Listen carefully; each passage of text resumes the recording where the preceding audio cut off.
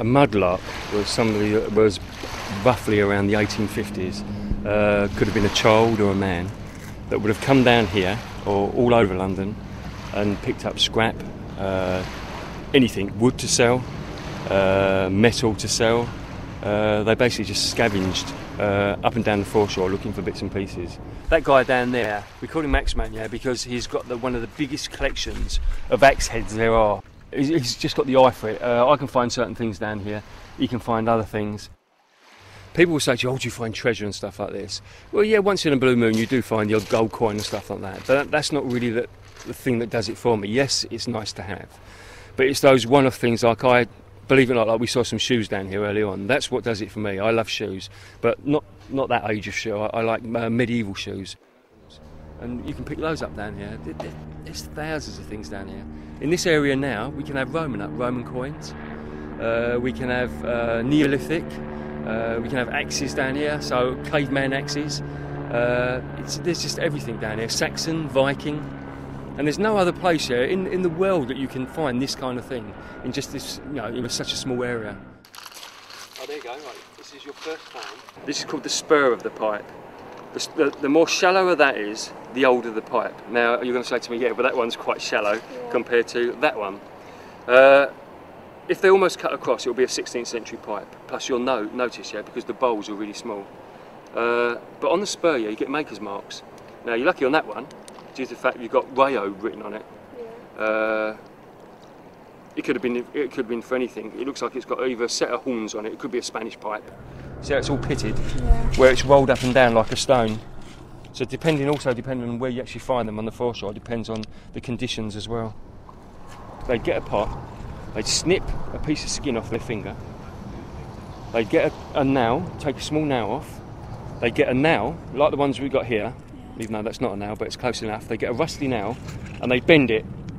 And the reason why they would bend it, was they'd put it into the pot, they'd put your piece of skin, they'd put your nail in, they put a rusty nail in there, then they put a little piece of silk in there, because silk was very expensive in those days, so I put a little bit of silk in there. Sometimes they put some hair in there, and then they'd pee in the pot. They'd actually have a pee in the pot, and they would seal it. And what that actually does, is it's a way of deferring a spell from your house. So you'd come down to the Thames, and you'd fire it into the Thames. And many have been found. They still come up. One came up about a year ago, and it still had the pee in it because they're sealed. So it still had somebody's medieval pee in there. And the reason why they bent the nail was, it was so when the witch had a pee as well, it would hurt the witch to have a pee. Oh. Sometimes they're built into fireplaces. If you buy a really old house, you get people taking down their fireplaces and also the fronts of doors. And you'll find Bellarmine pots indoors.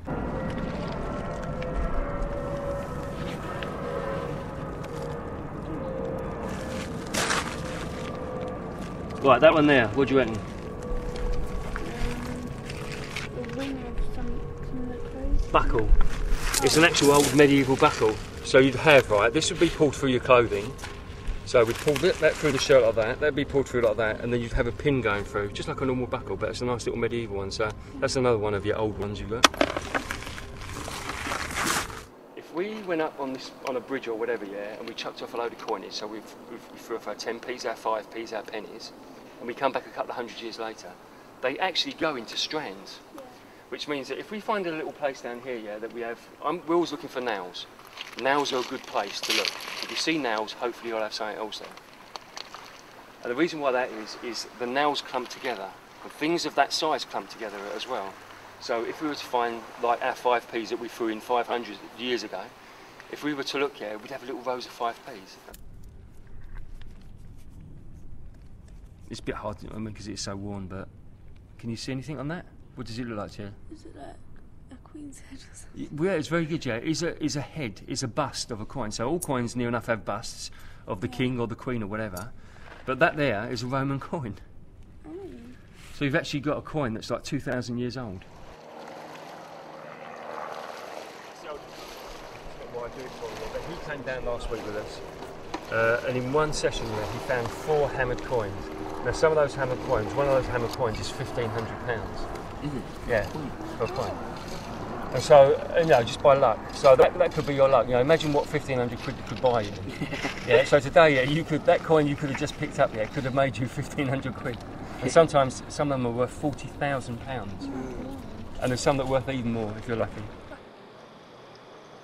So in 100 years' time, somebody can look at some of the work that we've done and actually put things together and work out, where a dock was, or where something was actually going on the foreshore, maybe 100, maybe 2,000 years ago.